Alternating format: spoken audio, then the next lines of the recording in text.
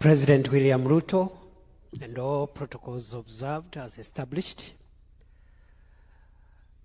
Your Excellency, as Governor Sakaja was lamenting here about the exclusion of Nairobi and Mombasa, I was rejoicing because of the inclusion of the 2 refugee camps in this program.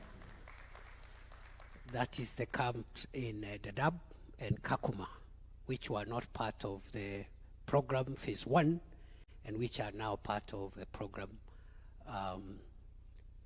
in this phase. So sorry, Governor, and just try next time.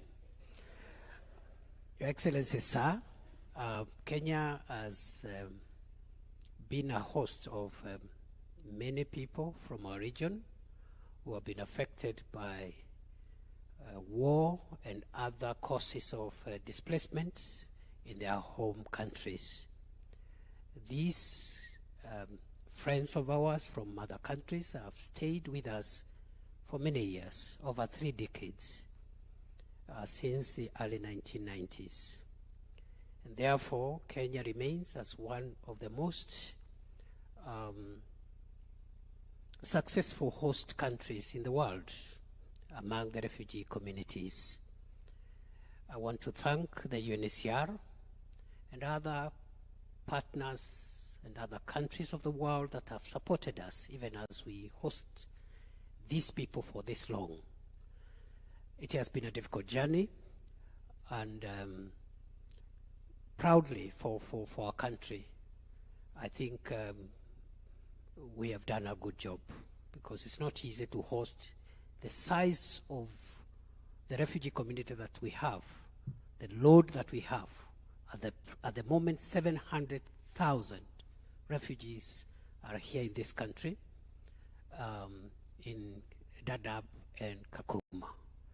And this is the spirit of burden sharing in the world as opposed to burden shifting.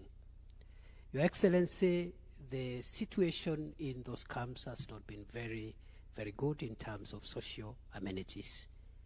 And that is why, therefore, we really appreciate the input of CUSP2 to inject support to upgrade the social amenities in our refugee camps, transform them from camps to integrated settlements where host communities and refugees can live in dignified environment.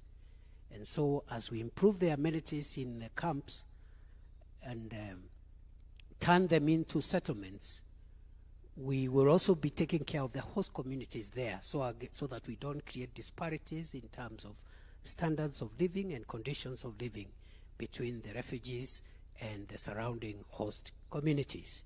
And therefore, Your Excellency, for us, it's a proud moment.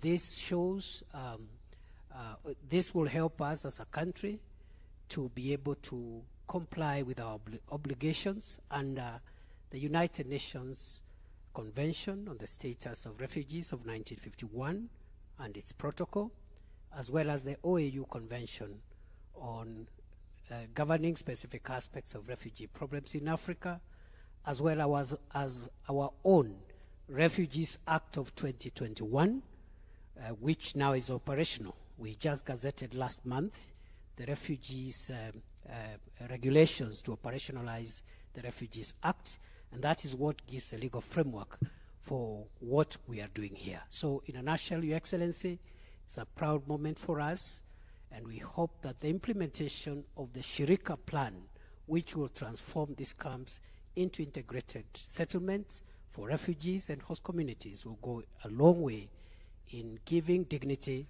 to our brothers and sisters who, for one reason or another, are unable to return to their countries of origin because of situations that are prevailing in those countries. With those many remarks, it's now my pleasure and privilege to invite my sister minister, Alice Wahome, who is in charge of lands, housing,